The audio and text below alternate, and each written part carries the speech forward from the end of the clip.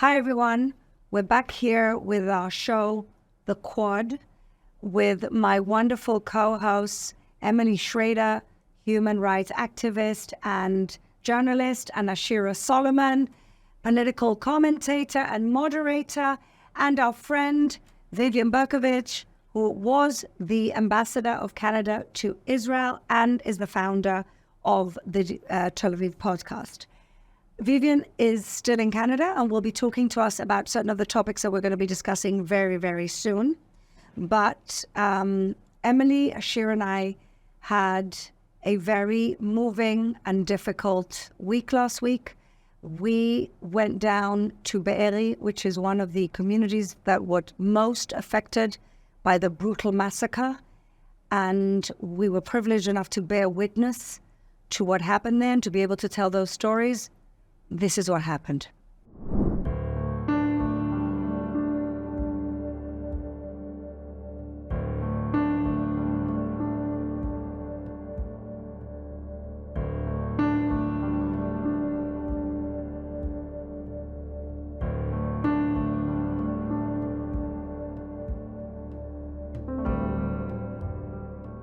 We've been inside a house that the terrorist savages came in. They tied the family with their hands behind their backs. They stabbed them, they cut them, and then they burnt them alive. And we've just seen a floor full of blood and burnt and knives in what was a peaceful kibbutz with peaceful people, with people who believed in peace, who worked for peace. And this is what happened. Emily. I was just thinking while you were talking, I'm speechless. It doesn't feel real, as I told you a few minutes ago. Walking through the house, seeing the blood-stained floor, charred from people being lit on fire while they were still alive. There was a child's bed that was covered in blood. I mean, I'm speechless. I'm truly speechless. So what we're seeing here is so tragic, and all I can say is those people out there who are against Israel, you really need to stand with Israel and the people, and what happened here is a massacre, and it's unbelievable. Like, it looks like a horror movie. Exactly. That's what I'm saying, it doesn't even feel real. Like, I'm in shock. Yeah. I'm in shock. זה בבית בלבוב. נרצחו 19 אנשים, מתוכם 7 ילדים, שידיהם נכפתו. זה דבר שהוא בלתי נתפס על הדעת. אנחנו מתנהגים לדבר אחד, לחסל את החמאס, להחזיר את הביטחון לתושבי הדרום ולכלל מדינת ישראל. אנחנו נמצא גם כאן בשטחי הכינוס, ולראות באמת את החיילים שלנו, שנמצאים כולם ביחד, שמבינים את החשיבות שלנו, של המשימה, ואת כל המשרד שמתגייס, וגם אתם, לחמאס שלנו, בתודעה ובהשכרה. תודה. Okay, ladies, we were there. We've now seen the scenes that we witnessed firsthand. I know that some of us left there completely shocked and traumatized, and I know that both of you kind of 10 hours later woke up in a terrible state. Emily, tell us what you saw, what you felt, and how you felt subsequently. Well, I'm not sure if you can tell from the footage that we showed, but I was completely in shock. And one of the things that really stuck out to me is that it didn't feel real. It felt like I was witnessing something, even like a movie scene or something. It didn't feel real. I couldn't comprehend quickly enough in the moment how horrific what had happened was. The moment that it really registered with me was actually the next morning when I saw my shoes that I had worn when we went down to Kibbutz Be'eri. And I woke up in the morning to go get a coffee or, do my usual work. And I noticed that on the side of my shoe, there was actually blood from the house that we had walked in, where there were pools of blood all over. And in one of them, there was charred blood because it was where someone had been burned alive after being stabbed repeatedly. and I broke down into tears. I couldn't look at it.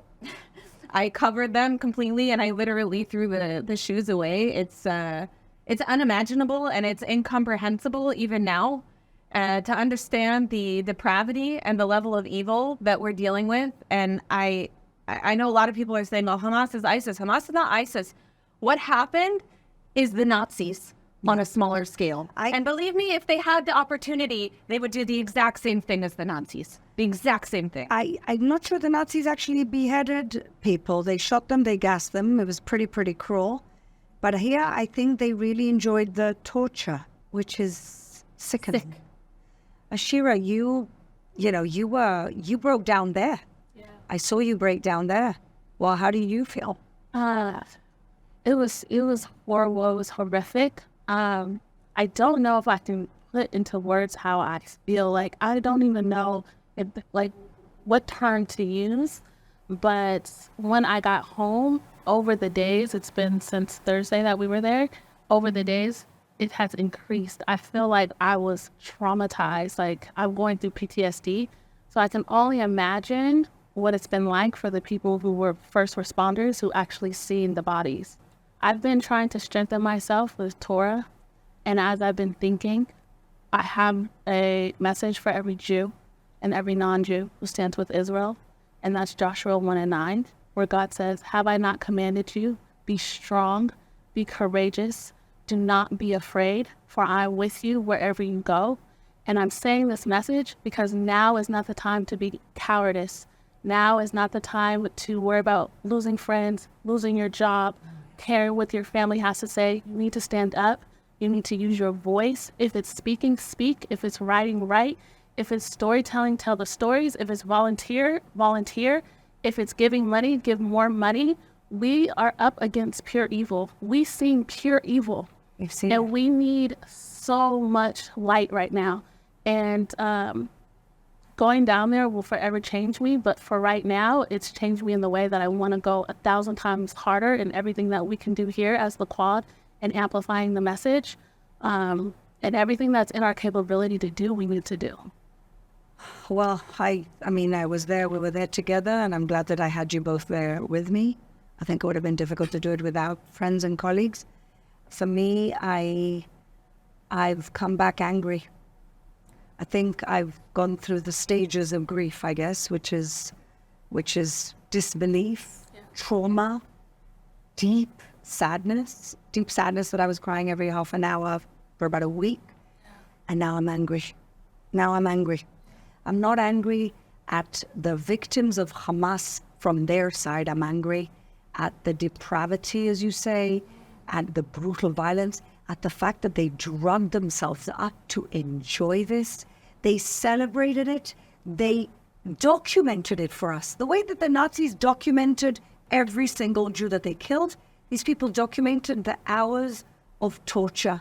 And all I can think of is our hostages. All I can think of is, what must they be doing to them? What on earth are they going through? Because this is an open wound. This is not over until we get our 230 hostages back, which include 5-month-old babies, and the stories of what they've done to little babies, helpless babies. It's just beggars belief. I don't understand what material these people are made of to have gotten to that depravity. We saw the bedroom. We saw the child's bed covered in blood.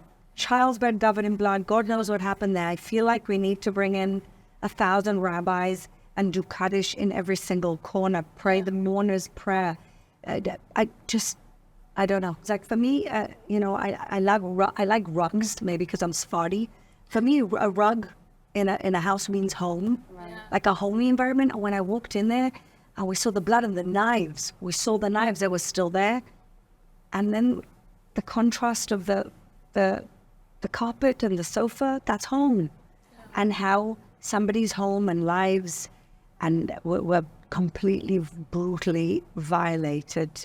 I think it's something that we will never get over. I actually think, I was speaking to a friend of mine from the United States this morning, and I said, I'm 50, you ladies are younger than me, but I think this is the worst thing we've been through as a collective. And I moved here during the second Intifada when buses were blowing up. But I think this is the worst period for the Jewish people in our generation. I can't think of anything worse. I can't either.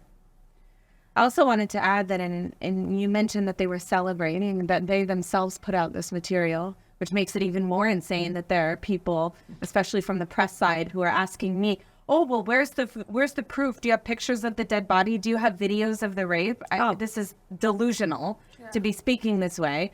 But in addition to that, they released the footage. It's madness. I don't think the Western mentality, and I'm saying this as someone who came from the United States, we cannot comprehend it. We cannot comprehend how someone thinks that such evil is not only acceptable, but something to celebrate. But I think that this not being able to comprehend it is leading us to massacre denial. Absolutely. To the point that the Israeli authorities have released all the gory videos. And Emily, I know you actually, I was invited and I can't do it. But I know that you were brave enough to go and see it. I don't want you to explicitly tell us what you saw, but how did you feel? And then how did you feel going there? Because it's two different things. It is very different. I think probably Kibbutz Be'eri hit me harder because I had seen the footage. Oh, because you knew what happened there. I had seen the footage in the seen press the conference. footage. Yes. Yeah. Wow. It was really difficult. I mean, I don't think anybody in the whole room of 200 journalists in the screening that I went to, everybody was crying. You could hear people gasping. And some of the scenes, there was a scene in which a father dragged two of his kids into the bomb shelter. Then you see a Hamas terrorist pop up, throw a grenade inside of the shelter. The father's body you see flying back, and then the children run inside. I believe they were taken hostage, although I'm not sure. It hasn't been verified. But you do see footage after that of the Hamas terrorists inside the home, eating food from the fridge while the children are laying on the floor alive, but crying and screaming. In one of the scenes, the child is screaming and throwing himself on the floor, saying, "Why am I alive?" But the scenes are absolutely sickening. Ashira, how do you think that a journalist who's actually witnessed that is still trying to make a moral equivalency between that and us fighting a legitimate war of defense to destroy a terrorist group that has in their charter they want to destroy us? I really think we are living in a deranged society. Really, people are saying that Hamas is not a terrorist group. This is a resistance group. Who's saying this, Ashira? These are Palestinians saying this. We see people in the U.S. on college campuses saying this. We've seen the students at Harvard saying this. 34 organizations from Harvard, student organizations, came out with a letter saying this is a result of the Israeli regime and all the violence that is unfolding is because of Israel. They're saying Hamas is a resistance group, that they're just fighting for their rights. This is not terrorism. For me, because I'm Black and I come from the Black community, I'm particularly interested in what's going on with the Black students and what they're saying and how they're saying it. And I really feel like they have taken this story and they're saying they want to connect with other brown people around the world. So this is why they're connected to the Palestinian story. They're using this coloredness, this colored thing. Which is fake, because we're all Semitic here and we all have a range of... And unfortunately, Israel is painted as this white colonial country, which, by the way, over 50% of this country is Sephardic and they're brown. And so they're also brown if you want to, say we're connected because brown people are being persecuted over there. Well, okay, Jews are also brown.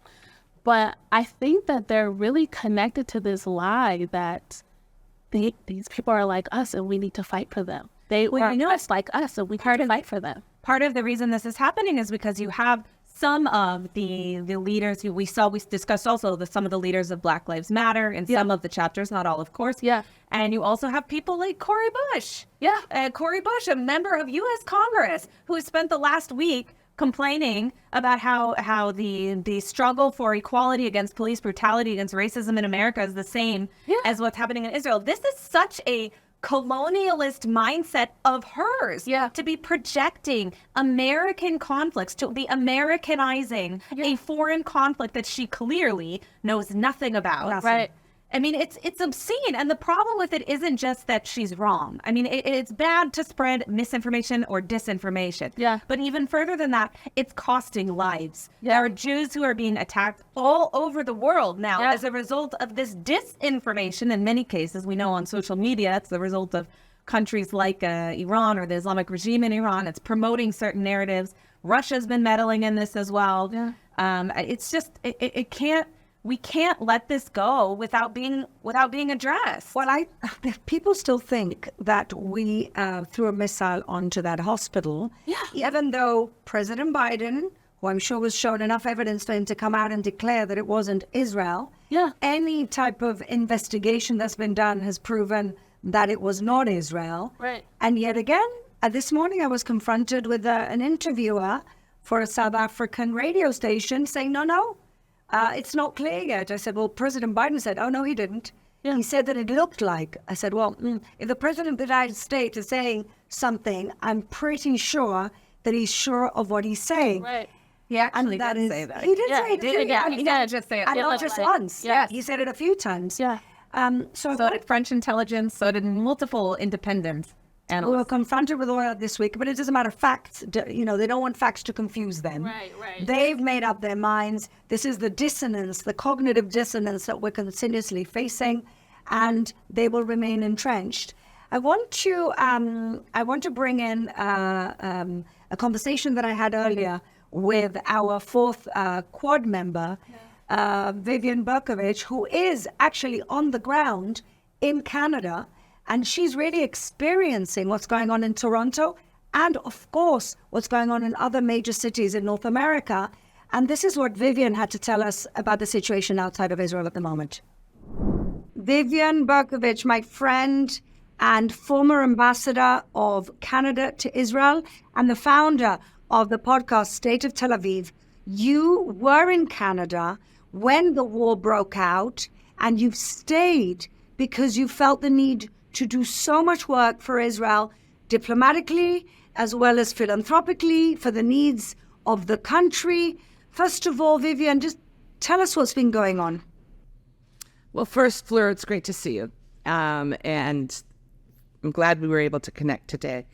Yes, I stayed here. I had been here for my extra long usual summer holiday, and I was supposed to have flown back to Israel on October 11th, and then, of course, the world changed. And I quickly realized two things. One is I live in an old building in Tel Aviv without a shelter, without a mamad. So I was going to be spending a lot of time in the stairwell, which wasn't great. And I was, from the get-go, working 24/7 and sleeping probably like many 1-2 hours a night. There is so much to do. And in fact, I know that I can be much more useful and supportive to Israel from here than from there. So tell us a little bit about what you've been doing, where you see the needs. So initially, in the first week, it was kind of crazy because people still 7 years on call me as the former ambassador when they run into problems with the government, and they weren't getting any responses from the Canadian government. It was Canadian Thanksgiving. And so with one of my daughters, I found myself kind of within 24 hours starting up a civilian evacuation program. It was insane. How many people were stuck here, Vivian? Oh, lots. Hundreds wanted to get out. I mean, there were a lot of Canadian Jews who were just there on holiday. Not all Jews. A lot of the people we took out were not Jewish. And, there was chaos at the airport, as you're aware, and airplanes, commercial airlines were canceling. And long story short, though, is working with a very small team and a phone, we started the evacuations before the government of Canada did. And I actually don't say that with any pride, because it shouldn't be that way. We stepped in to fill a really important breach. So that was kind of crazy. And after that kind of tapered off and the Canadian government woke up, I pivoted immediately into many of the things that I do even in my normal life, just at a much more intense level. So lots of media activity, lots of writing, radio interviews, things like that. and lots of fundraising for civilian organizations for humanitarian relief. And, there's been a lot of confusion in Israel, in basically all parts of life. And there is tremendous confusion, in my view, within the community, certainly in Toronto and in many places. Confusion about what? How they can be most helpful, what they can send money to? Where's the confusion? Everything. For 2 weeks, for the first 2 weeks on the ground here, and Toronto has a large Jewish population, but it has a much larger Muslim population. And the federal government has made it very clear that they were fair game. They've just been silent.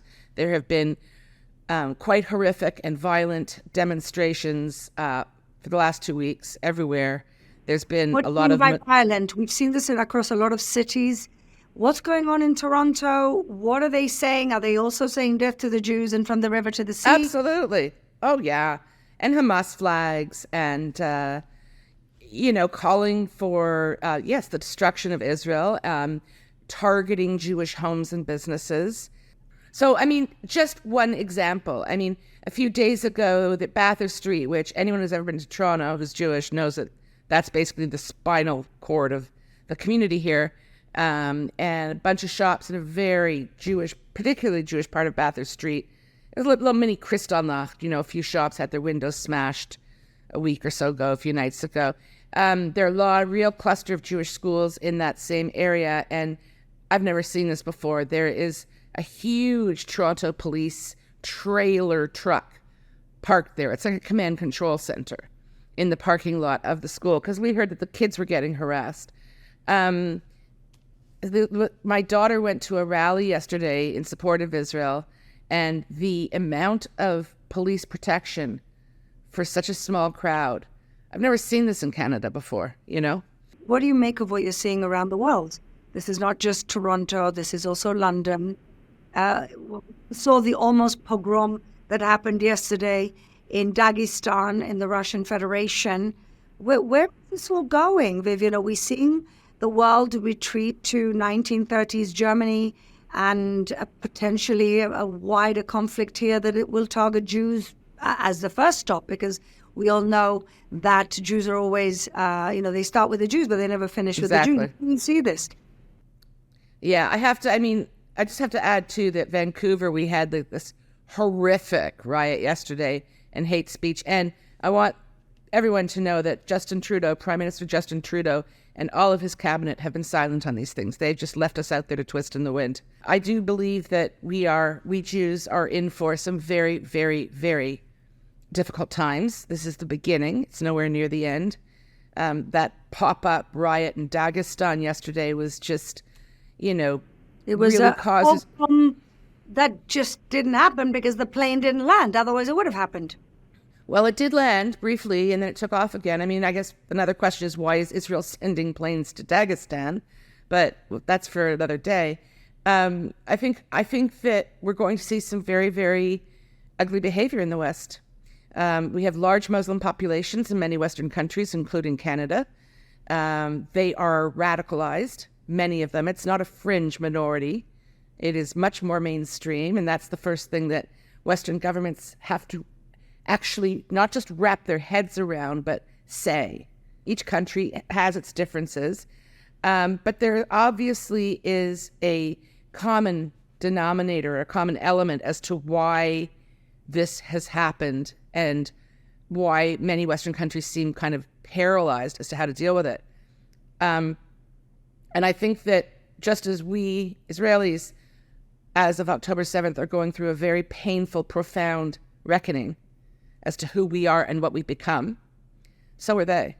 We can't wait till this is over so you can come home, Vivian, and and we can discuss pettier things and not being in the middle of a horrible war. Oh, we can still discuss petty things offline. But thank you so much, Fleur. Really appreciate the opportunity to talk to you. Your voice. Thank you for the work you're doing. Thank you. You too. Bye-bye. Well, we thank Vivian for her perspective, and we look forward to her coming back. She's doing incredible work over there, helping Israel, raising money for Israel, and really being the voice for Israel outside of Israel. And now I want to talk to you ladies. The three of us are immigrants. The three of us came from other lands. You two from the United States, myself from Gibraltar, which is Europe, southern Spain, British colony, or protectorate, as they say today. And it's horrifying to see that what we thought was maybe an under-the-radar anti-Semitism, maybe a few sort of extremists, a few crazy fascists, a few crazy communists. 100,000 people marched in London 2 nights ago. In every major city in the United States, there's pro-Palestinian marches shouting from the river to the sea, and in many cases, shouting, Glory to the martyrs. kill the Jews. Kill the Jews. Kill the Jews, glory to the martyrs. Some of the people being interviewed are saying, clearly, we're going to take over America too. Oh, we're coming. Yeah. In Berlin, they asked a guy, he said, but you're German, but Germany took you in. So what? That's their problem. We're going to take over. They don't understand. They want Sharia law everywhere. But they're saying it now. They've been empowered. Yeah. Why are Western governments and why are the so-called progressives asleep? Do they not believe them? Are they actually being, it's like a reverse racism because they're like, oh, they don't know what they're talking about? Yeah. What's going on? Emily? I mean, I don't have the answer because I think it's as insane as you guys do. And self-defeating. I saw a clip of Judith Butler, an academic, I think she's based in the U.S., who was speaking about how being pro-Palestinian and the activities, literally this was what she said, the activities of Hamas and Hezbollah are a left-wing cause. They're a left-wing progressive cause. Yeah. So I think, of course, there are, and I know some progressives who are horrified, but there are also a lot more of them that are like, yeah, we're for it because colonialism, occupation, etc. Never mind the fact, as you mentioned, that that's not an accurate description of what the reality on the ground is here, and it never has been. Right. So there's a lack of education and understanding in the first place, but there's also an unwillingness, kind of what you were saying too, there's an unwillingness to accept reality. Yeah. Facts. And to invent conspiracies or excuses for why someone would do or why a group of people would do such horrible things. And I also want to add that the response I continue to get the last week about what happened on October 7th is, well, the Israelis are also killing Palestinian children. First of all, we don't know that. I know that there is footage being released. Quite a bit of it has been from Syria, not from Israel. Yeah. All these videos have been unverified as of yet. I am actively looking to prove them because I am a journalist and I want to know what's actually being done. I am sure that there are Palestinian kids who unfortunately have been killed in bombings. But there is a massive difference between civilian casualties on a military target or a terrorist target in the case of Gaza and coming into a community and torturing and slaughtering and in some cases raping children. And I don't understand, even at the media level, why they're refusing to make that distinction. We don't want Palestinians to die. It's terrible what's happening. That's why we're warning civilians to leave the area. I'm sorry, but did we see warnings from Hamas to evacuate the kibbutz for a military operation of Hamas?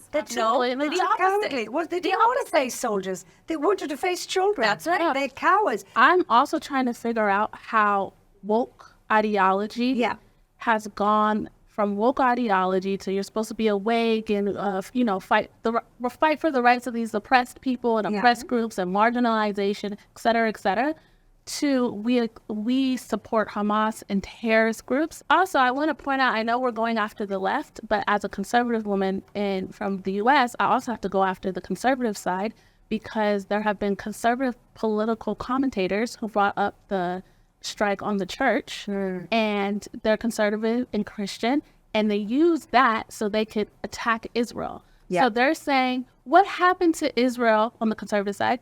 It is bad, but look how they did the Christians and look at the Jews. So really, on both sides, the left and the right, they're justifying it in different ways and making moral equivalency. There is a clear good and bad guy. Yeah. It's clear. Israel is the good guy and Hamas is the bad guy. There's no moral equivalency. If we wanted to wipe out all of Gaza, we could. Why haven't we? because we're the good guys and we have a certain moral code. I think the hospital thing is actually really interesting that it's still being peddled around. The hospital you mentioned is a Christian hospital. This was the narrative in the Palestinian media. Oh, the IDF bombed the Christian hospital. I'm sorry, but what has Hamas done to Christians since they took power?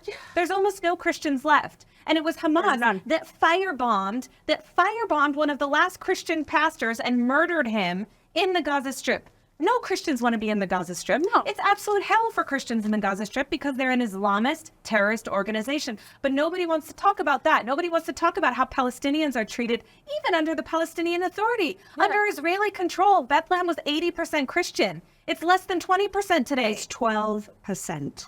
And across the Middle East, there used to be 20% Christians. Today, it's 4%. So if we're going to talk about ethnic cleansing, there's very clear ethnic cleansing going on. That's right. And that is of Christians from the Middle East. But So God Christians forbid, shouldn't be criticizing us right now. the ethnic cleansing going on is of Christians in the Middle East. Yeah. And at the same time, the Palestinian population in the area has quadrupled. In 20 years, the Gaza population has doubled from 1 million to 2 million. What genocide are they talking about? Right. People say, oh, well, they can't move to southern Gaza.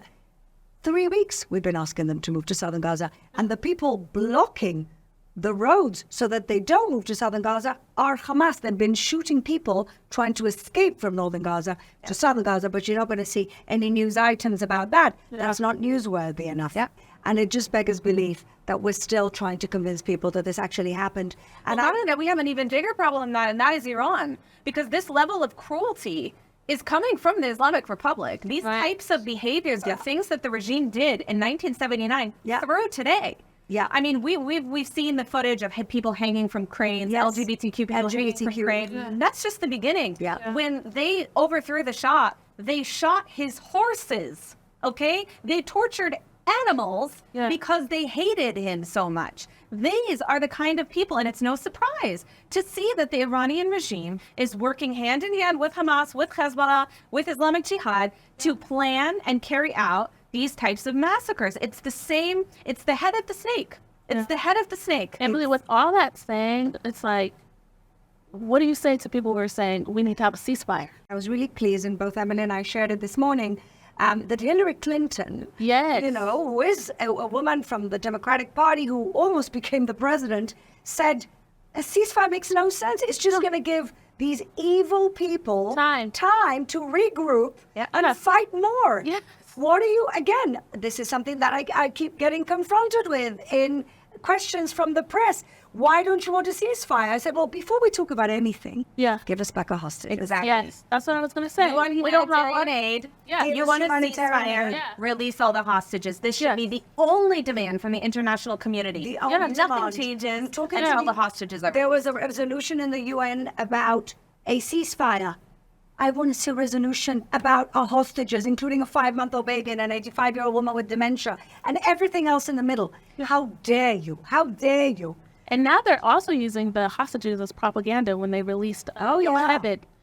They treated me so nicely. Oh, look at her shaking the hand of the terrorist group. Well, the only hostages they've released are hostages that have other family members still in captivity. Exactly. And everyone's like, why is no one reporting this? Hamas was kind to them. They're treating them well. They're covering up the woman. They're feeding them and giving them water. They're nice torturers. Well, let's take this poor woman, in the context. She's still got her husband in there. What do you think she's going to say? What's she going to say? What's she going to say? This is psychological warfare. Yes. What is that poor woman going to say? God knows if she's got Stockholm Syndrome. God knows what they did to her in there for her to say this. And I'm a little angry because I think that the hospital, whoever was responsible, we handled that very poorly. To put an 85-year-old woman who's just been through the trauma of her life, whose husband is still in there, and put her on camera like a circus with the whole world. I'm very disappointed, and I hope that now I hope they release all the hostages in one go, because this drib-drab is the psychological warfare that is coming. Now, ladies, we started in the last show a segment that we want to continue called Scumbag of the week. Yes. Scumbag of the week. We called it something else last week, but we want to keep it clean today. And so we came up with a wonderful, a new term, scumbag of the week. And unfortunately, we have many to pick from, but I've asked all of you But a heavy to week. pick one. It's been a heavy week of scumbags. Yes. Ashira, give us your scumbag of the week. My scumbag of the week is Sean King, who is a white man. I just need to say that because he's Why? been... Does he pretend he's not white? He pretends that he is a black man. Oh, he's not? He's not black. He has been exploiting the pain of black families for the last 10 years. And now he wants to exploit the pain of Jewish families. He came out and said that the hostages that were released, the two Americans, mother and daughter, I believe the name is Judith Renan. I hope I'm not getting the last name wrong. And Natalie Renan. He said he worked with the Qatari government to get them released. Who is he? Does he have political office? No. He's a guy? Yeah. He said and not only did he say he worked with the Qatari government to get them released, he said the family reached out to him personally Because they know who he is. for his help. And the family came out and denied it and said, we don't even know him. We don't even know this. We don't even know him. We never asked him for help. Sean King? Yes, I think he needs to seek therapy because he's having strong identity issues because he believes he's black. Oh, he does? Does Yeah. he have any type of background? No, not at all. He's from Kentucky. And listen, the black community doesn't want you and the Jewish community doesn't want you. Sean King, scumbag of the week. Emily. Also important to add about Sean King that he's a massive anti-Israel activist. Yes. He's obsessed with the issue, has been for a long time. But yeah, I mean, this co-opting of other people's suffering is Yeah. And he's making tons of money off of it. yeah. Who's paying this dude? Black Lives Matter. Oh, of course. Okay, enough said. Emily, scumbag of the I week. mean, there's so many. It's very difficult to choose. But I guess I will. I already talked about Cori Bush. She's definitely a scumbag of this week and seemingly every week recently. Yeah. But actually, I was gonna talk about Erdogan, the president of Turkey. Oh, yes. Turkey, as we have discussed, has had massive protests in favor of Palestinians, many of them violent, calling for violence and terrorism against Jews. And instead of calming the situation down, even on his own soil, Erdogan has done the opposite. He came out with a statement claiming that Hamas is not actually a terrorist organization. He also has a long history with Hamas. Yeah, He's he given does. citizenship and homes and different assistance. Funded the flotilla. That's right. I remember to Hamas over the years, and he tried to play both sides, having diplomatic relations with Israel at the same time, supporting Hamas. And now we really see his true colors coming out. So it's definitely a scumbag of this week and probably many more weeks to come. Yeah, he's been a scumbag for a while. Your scumbag of the week, Erdogan. So I have scumbags, but it's a collective, okay? Okay. And these are the people who comment on the families and the mothers of the kidnapped. I've got two friends who are mothers of kidnapped children. One is Rachel Goldberg, Poland, who made an incredible speech at the UN. In case you saw her, she's the mother of Hirsch Goldberg, Poland, who is just 23 years old a few weeks ago. And the other lady is called Rena Nagomi, who's got a 12-year-old and a 16-year-old son that were kidnapped. Now, these women are going out and appealing to the world. They're doing everything they can. They're fighting like tigers to get their children back. And there are scumbags that are writing on their pages, on their social media. All they've asked for is bring our children home. That's all they care about. That's all they've asked for. They're not getting political. They're not talking about anything except bring our children back. And you have a group of scumbags who are insulting them and who are writing horrible things like, we hope you never get your children back. We hope they're already dead. This is what they're getting on the social media. So I have a message for those scumbags. These three women here and Vivian, we picked a life of public service. We picked a life to be in front of the cameras, to be on social media. We can take it. Throw it at us because we chose this. But these mothers did not choose to be in the front of these campaigns. These mothers were drawn in by these cruel terrorists who took their children away from them. So if you're going to pick on somebody, pick on us. Don't be cowards and pick on those mothers that all they want is to see their children again. Sorry, I had to get that off my chest because it kills me.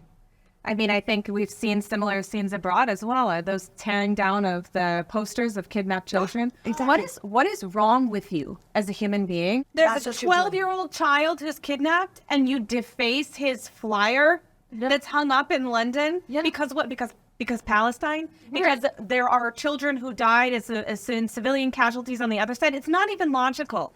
There's no justification in any way, shape, or form for the defacing or removal of these types of flyers. It's not a political cause. Not only are these people deprived of a brain, they're deprived of a heart. Of a heart. Okay, and quickly, we have to end on a positive note because we need to bring some inspiration and strength to our viewers from around the world. So we have another segment, Hero of the Week. Emily, who's your hero of the week? So during this time, I've been fortunate enough to visit some of the soldiers and the civilians who were injured in the October 7th attack in the hospitals. One of the people I've met a lot of heroes, to be completely honest, but one of the people I met that I wanted to share about was Joey. He's from the Philippines, and he's working in Israel as a caretaker. And he was in Kibbutz Be'eri, cares for a elderly man in his 70s there. And he shared with me how he woke up in the morning from the rocket fire, tried to get the elderly man to assist him, who refused. He didn't want to go to the shelter. He didn't quite understand what was going on.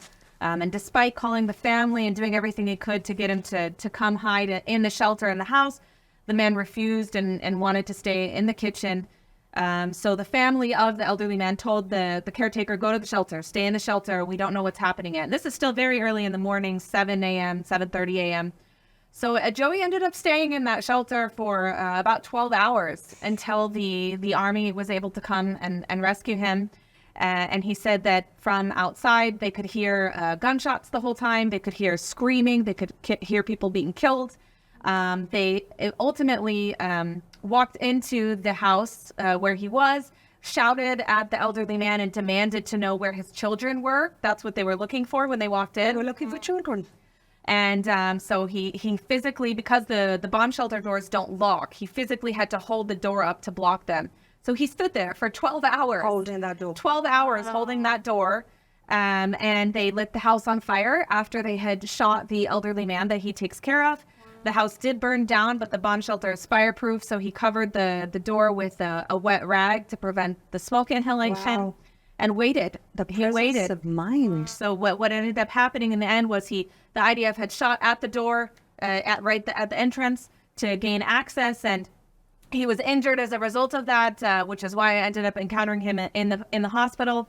But the thing that struck me about it, and the reason why he's my hero of the week, is because he was so resolute about his support for Israel. He comes from the Philippines. He's part of a big group of Filipinos who love and care and pray on a regular basis for Israel. He even has a tattoo of Israel. And we said to him, are you going to stay? Are you planning to go home and recover from this? And he was like, no, I'm never leaving. My heart is with Israel, and I'm staying with Israel no matter what. And this is where I want to be. And it was just so inspiring to see that, like, at the same time we're dealing with all these psychotic enemies who are supporting terror, we have people who will give their lives to defend this country who aren't even Jewish. Yeah. So that's my hero of the week. Joey from the Philippines, hero of the week. Ashira. My hero of the week is Ophir. We all met Ophir when we were at Kibbutz Be'eri, and she was the IDF spokesperson. The reason why she is my hero of the week is she told her story that she came there and she's seen the bodies. This girl is, maybe 20 years old. 20 years old. Yeah. The strength she spoke with, and the fact that she went into these houses and all the rubble to find letters. She said she found old letters that people had written to Ben Gurion, and she saved them because she said people need to have this for when they return back to the kibbutz. They need to have this strength. But what really stood out to me with her, she said, this has been really hard on my mental health and my soul, but now is not the time for me to take care of myself. Now is the time to stay focused on the mission. And I just took her words and they strengthened me, because we're not only fighting a physical war, we're fighting a spiritual war, an emotional war, and we are all fighting a media war. Yeah. And we need to arm ourselves accordingly. And just to see the strength of her, 20-year-old. of a 20-year-old, and all of our IDF soldiers, how they're keeping up their morale and their strength to fight for us. They're amazing. They're children. I don't know how people understand, like, these are 18, 19. These are kids. These are kids in America that be getting drunk in college and they're fighting for their country and they're doing it with pride. Yes. And they're doing it with desire to save their people. It's just incredible. Thank you. Yeah, so she's Ophir, we have a picture of her. Yeah. My hero of the week is that lovely Druze lady that we met that came down with us on a bus. Her name is Atel Badira. Her and her husband are from the village of Bet Shan, and she gathers clothing and toiletries and anything, and food, anything soldiers may need. And she goes from the north of Israel. She drives 4-5 hours to the south of Israel to give these things to those soldiers. She's a Druze woman. And she said, and her husband said, at the end of that tour that we were on, Am Yisrael Chai, says, we're Druze, we're with you, we've put in our lot with you. It reminded me of the story of Ruth. You know, where you go, I go. Where you go, I go. Your people are my people. Yes. I just have to say the Arab-Israeli community during this conflict, I know we have tensions and there are inequalities and we have to continue to work on those things. Absolutely. But the response I agree. of the majority of the Arab-Israeli community is one of the most powerful things I've seen. Yeah. I mean, we are, you know, when we say Am Yisrael Chai and we're talking about the state of Israel, it's not just It's not just Jews. It's not just Jews. It's us and all the minorities who have, like Ruth, thrown in their lot with us, the Jewish people. We owe them so much, and we will protect them as we protect our own. Yes. Ladies, and then Nenatseach. I can't end something without saying that anymore. Yachad Nenatseach, Am Yisrael Chai, and we'll see you next week.